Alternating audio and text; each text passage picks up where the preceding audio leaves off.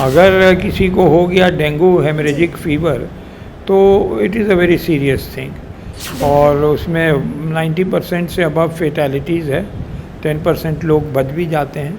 नमस्कार, हमारा नाम है समरीन और आपने देखना शुरू कर दिया है लाइफ सिटीज़। देखिए, बिहार में डेंगू अब अपना कहर बरपा रहा है। बिल्कुल कोरोना की तरह अब डेंगू भी रंग बदल रहा है। आपको बता दें कि डेंगू के अब 4 नए वेरिएंट भी सामने आ चुके हैं, जिसके बाद डॉक्टर्स भी अब हैरान और परेशान हैं। तो आज हम इसी मौजू पर चर्चा करेंगे और इस मौजू पर चर्चा करने के लिए हमारे साथ डॉक्टर खालिद हुसैन जी हैं। आपको बता दें कि डॉक्टर खालिद हुसैन जी की क्लिनिक भी एग्जीबिशन रोड में ही है। तो सबसे पहले तो बहुत बहुत शुक्रिया बात करने के लिए। Thank you so much. Thanks. जैसा कि मैंने शुरू में ही कहा कि अब डेंगू रुकने का नाम नहीं ले रहा है, मतलब मामलों में लगातार जो है वो इजाफा ही हो रहा है। अब तो आंकड़े भी 2000 पार हो चुके हैं। मतलब ऐसा हो क्यों रहा है? एक्चुअली अब डेंगू का पहले before 2012 only 2 strains were there, 1 and 3। अब उसके बाद से जो है डेंगू स्ट्रेन 2 and 4 आ गया है, जिस वजह से ये जो है प्रॉब्लम कंपाउंड कर दिया है। और ये है कि 2 जो है that is a very virulent strain and that is the most toxic. अच्छा, तो मतलब जो सेकेंड वेरिएंट है वो काफ़ी खतरनाक है। हाँ, और उसमें जो है the danger of dengue haemorrhagic fever, haemorrhagic shock and which ultimately leads to total platelet count less plus multi-organ failure and finally it can result in a mortality। इसलिए डेंगू 2 जो आया है ना, पहले ये वेरिएंट नहीं था, ये 2012 के before it was not there, मगर ये जो है इट हैज़ बीन डिटेक्टेड और ये मोस्ट विरुलेंट है।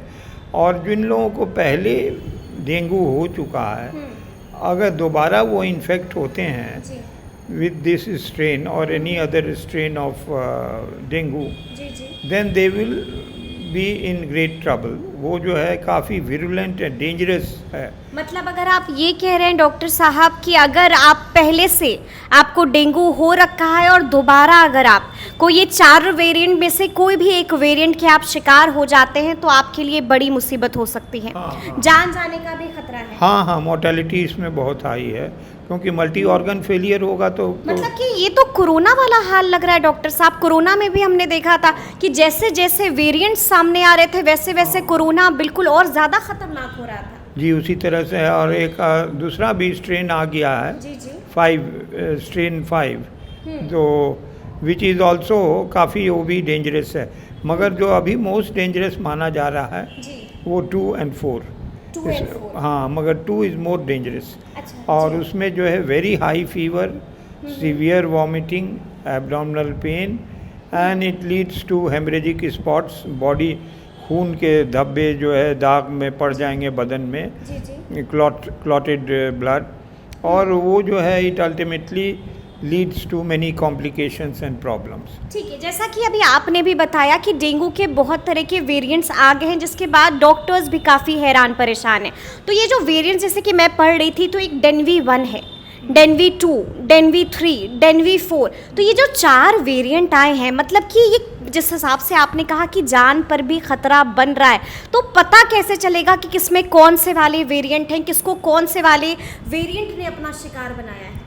वो तो करना पड़ेगा पूरी उसकी इन्वेस्टिगेशन और ब्लड टेस्ट, तभी पता चलेगा कि जो है कौन टाइप का वेरिएंट है। मगर देखा गया है जनरली कि जिनको फर्स्ट टाइम हो चुका है डेंगू एंड सेकेंड टाइम अगर हुआ तो it is always very serious. हाँ, तो इसलिए इतना सीरियस कि जान पर भी पड़ सकता है। मल्टी ऑर्गन फेलियर का चांसेस है, plus high fever, bone breaking pain in the body and उसमें लॉस ऑफ एपेटाइट हो सकती, उसमें वॉमिटिंग हो सकती, उसमें एब्डोमिनल पेन हो सकता। तो ये सारी चीज़ें जो हैं उसमें हो सकती हैं। तो इसलिए it is considered to be very dangerous. Very dangerous. ठीक है डॉक्टर साहब, हम ये भी जानना चाहेंगे कि ये 4 वेरिएंट्स जो हैं इनके सिम्टम्स क्या क्या हैं? हाँ, इनके सिम्टम्स जो हैं ये वेरी हाई फीवर ठीक है। नंबर 1, जो कि नॉर्मल डेंगू में भी होता है, और इसमें सीवियर वॉमिटिंग होती है, severe vomiting, severe vomiting which is not responsive to treatment in the early stages, and it leads to petechial hemorrhages on the skin, यानी पूरे हेमरेजिक स्पॉट्स चमड़े बॉडी पर स्किन पर बन जाते हैं, और अल्टीमेटली जो है प्लेटलेट का वेरी हैवी फॉल हो जाता है।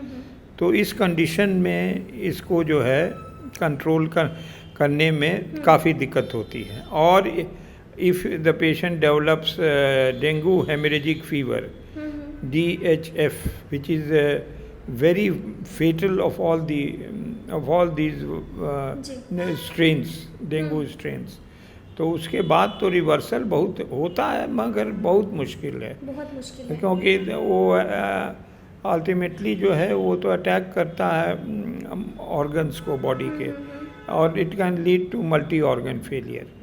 सो the danger is very high of mortality in these things. तो इसके लिए वन थिंग ये है कि जो है prevention is always better than cure.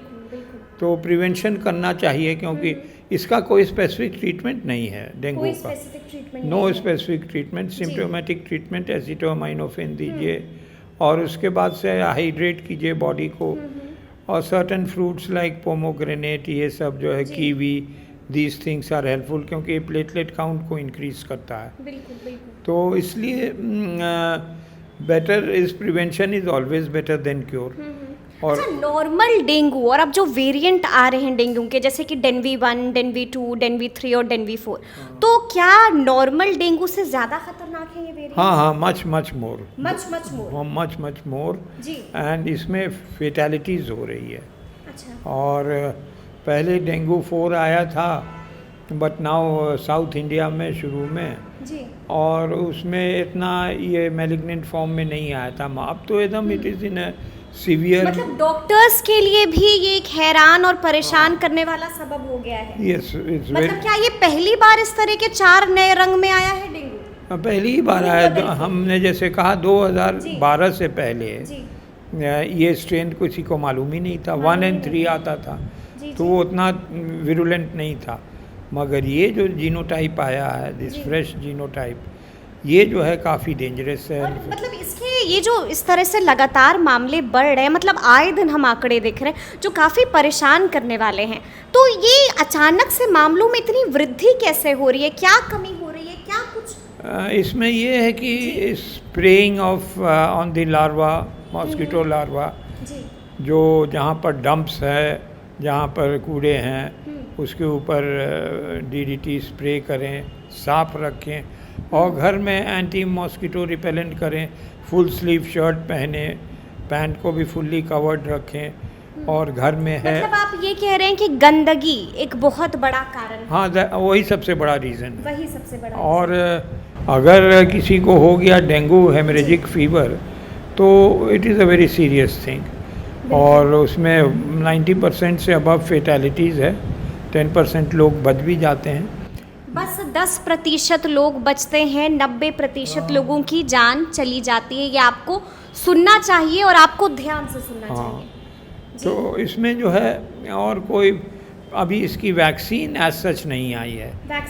Vaccine नहीं आई, बच्चों की आई है कुछ अमेरिका में up to the age of 6, लेकिन इंडिया में नहीं आई है। इंडिया में तो मैंने नहीं सुना अभी तक जी। और दे आर डूइंग रिसर्चेस, मगर अभी फुल इसकी वैक्सीन नहीं आई है। तो वैक्सीन आने के बाद ही कुछ पता चलेगा कि क्या सिचुएशन है। मगर वो जो वैक्सीन भी only up to the age of 16 दी जा रही है अमेरिका में। तो there is no accurate vaccine also present, कि जैसे कि कोविड-19 की वैक्सीन आ गई तो बहुत प्रिवेंशन हो गया। तो यहाँ प्रिवेंशन बाय एहतियात बरत के ही आपको प्रिवेंशन लेना पड़ेगा। डॉक्टर साहब, एक आखिरी सवाल आपसे जानेंगे, क्योंकि जब हम लगातार बात कर रहे हैं डेंगू की और लगातार जिस हिसाब से मामले आ रहे हैं, जिस हिसाब से अस्पतालों में भीड़ उमड़ रही है लोगों की, तो हम आपसे जानना चाहेंगे कि लोग इससे बच कैसे सकते हैं? क्या कुछ करें, क्या कुछ हरगिज़ नहीं करें? First and foremost the cause, ये जो डिजीज़ का जो कारण है वो मॉस्किटो बाइट है। वो मॉस्किटो का जो ब्रीडिंग ग्राउंड्स है और उसको डिस्ट्रॉय कर देना चाहिए। और उसके बाद से जो है आप अगर घर में हैं तो मॉस्किटो नेट मच्छरदानी ज़रूर लगाएं। हाँ यूज़ जी। करें।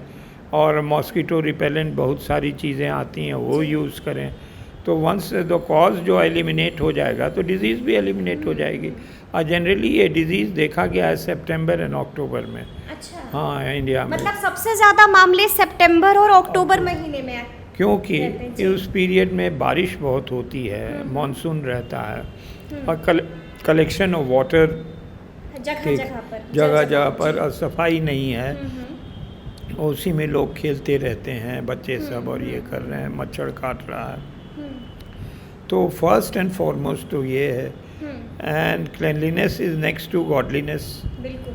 तो सफाई घर में भी रखनी पड़ेगी और बाहर में गवर्नमेंट को DDT spray and other things करना और कपड़ा फुल स्लीव पहने ताकि और कहीं बैठें तो जो है it should be an area should be fully clear and clean. और क्योंकि हमने एक रिसेंटली एक ये सेकंड वेरिएंट जो है डेंगू का DNG2 जी। वो देखा मैंने, तो वो तो अर्ली स्टेज में डिटेक्ट हो गया, इसलिए वो एंड ऑर्गन फेलियर का स्टेज नहीं पहुंचा था। जी। थोड़ा प्लेटलेट फॉल हो रहा था। तो platelet transfusion, IV fluids, full hydration and fruit and symptomatic treatment. तो by God's grace he recovered and we discharged him. जी। क्योंकि जो नॉर्मल डेंगू उसका 3 स्टेज होता है। एक तो ऑनसेट स्टेज जबकि जी। फीवर स्टेज, दूसरा जो है क्रिटिकल स्टेज और थर्ड जो है कॉन्वेलेसेंट स्टेज। जब क्रिटिकल स्टेज आप क्रॉस कर गए तो कॉन्वेलेसेंट स्टेज में आप आ गए। तो इसमें जो है वो तो ऑलवेज सीवियर फॉर्म में जनरली प्रेजेंट करता है, very high fever, severe vomiting. जी। और जब स्किन पर ब्लड क्लॉट्स होने लगा तो that means you are heading for problem.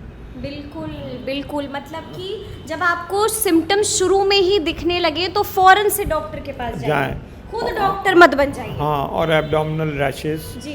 तो ऐसे पेशेंट्स को जनरली हॉस्पिटलाइज ही करके ट्रीट करना बेटर होता है, जी। क्योंकि घर में इतना सेग्रीगेशन नहीं है। बिल्कुल। और although it is not a communicable disease in the sense जी। कि बाई मतलब ये छुआछूत वाली बीमारी नहीं है। मगर अगर मच्छर एक घर में 4 आदमी रह रहे हैं, बिल्कुल। एक को मच्छर ने काटा, वहीं पर कोई और बैठा है, सेम मॉस्किटो बाइट सेम, बिल्कुल तो फिर तो चांसेस बढ़ जाता है। बढ़ जाते हैं। बिल्कुल।